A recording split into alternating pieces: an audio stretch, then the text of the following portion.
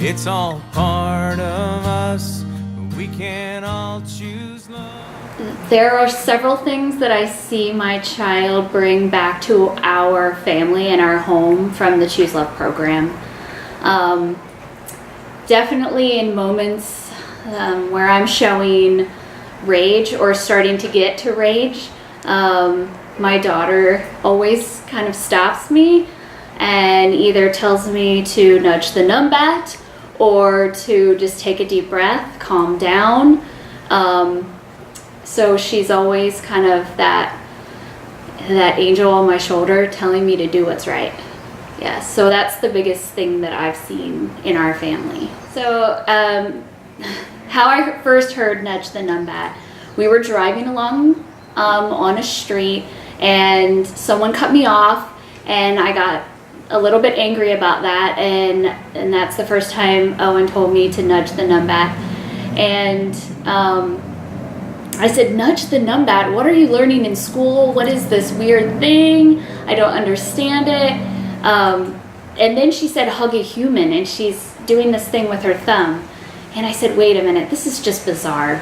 I need to find out what this is. And so I went online and saw that it was the Choose Love program and started to learn more about it and started to learn more about social emotional learning. And I was shocked that I'd never even thought about it before and that it was something that was so beneficial to children.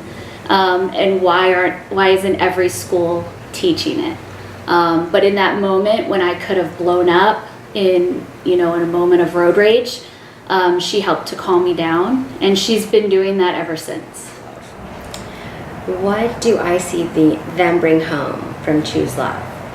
It is a compassion, and as they say, or I've heard, a compassion in action that I know myself as a parent, as a person, and my husband, it's not something we brought into the family. And so the compassion part, as simple as the word is, and it's for everything. It's really putting someone else's feelings first. And seeing that from our kids, it's a constant reminder for our whole family to, compassion. So it's really big what both of our kids have brought into from Choose Love. Choose Love. Well, a tangible from Choose Love I actually saw the other day. I was going through my son's folder and he had a little note, just like a half sheet of paper folded in half with a little heart drawn on it, and it had his name on it, and then it was just the picture of the heart and then love and then the name of another student. And I asked him about it and I said, what is this from? And he said, oh, that's from Choose Love. And I said, what was it for? And he said it was the kindness, it was a kindness challenge, I think, and they had to do 50 acts of kindness in a week. And I thought, oh, that's really nice. What did you do? And that led to a discussion about the different ways that they were showing kindness to each other throughout the week, which I thought was a really interesting idea. Like, what if we did that as adults? So, my children bring a variety of techniques and vocabulary into our home from Choose Love. Probably the one that they use most frequently is the brave breath, and I feel like I've spent a lot of my life wishing that I had someone to remind me to breathe in moments that seem impossible to handle, either by circumstance or just by my own mental attitude. And now I have these two really beautiful people to remind me to breathe when I need to breathe. And it really just takes that moment of hearing my kids say that to me, and I'm at a whole new level.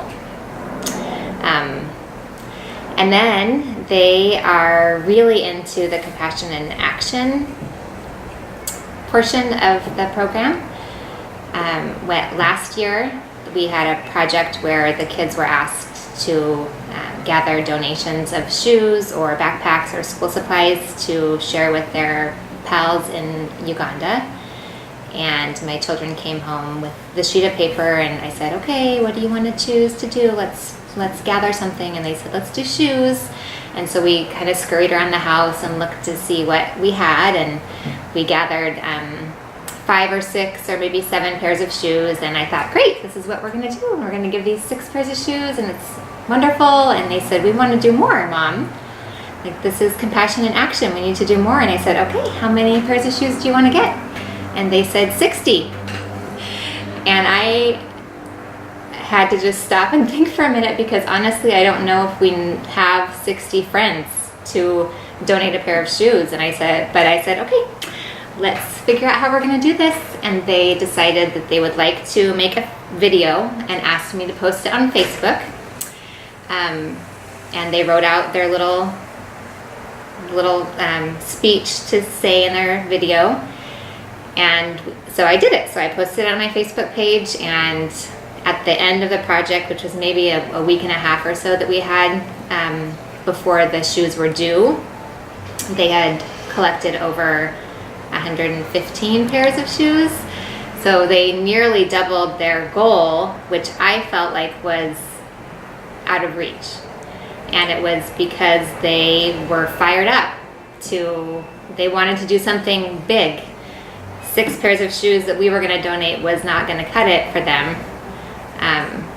They wanted to do more. So.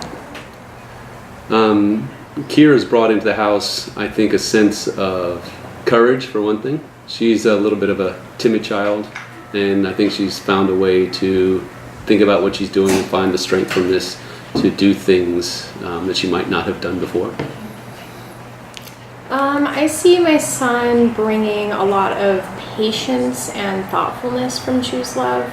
You know, when he brings it home, it's more of a tool instead of following a program. He kind of will remind me to kind of stop and think things through. Sometimes when I just react and I go, blah, blah, blah, blah, he'll say, I think you're just upset and it's making me upset, you know, instead of just chomping back at me. You know how sometimes that happens between a parent and a child.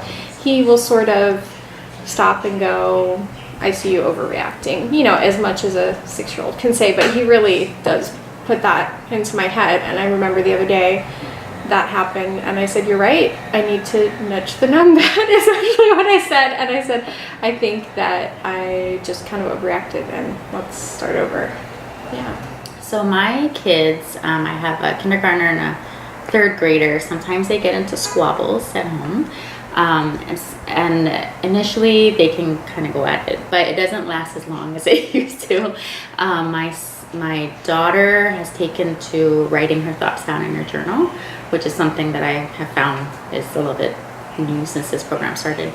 And then right away they come back and I hear the way they're talking. They say they're sorry. They try to understand where the other person's coming from. I hear them saying stuff like the numbat and the lizard. I don't remember what it was, but they'll say stuff like that, and it helps them. Usually they end up in giggles, and it's just funny. Hey, hey, oh, it's all part of us. We can all choose love.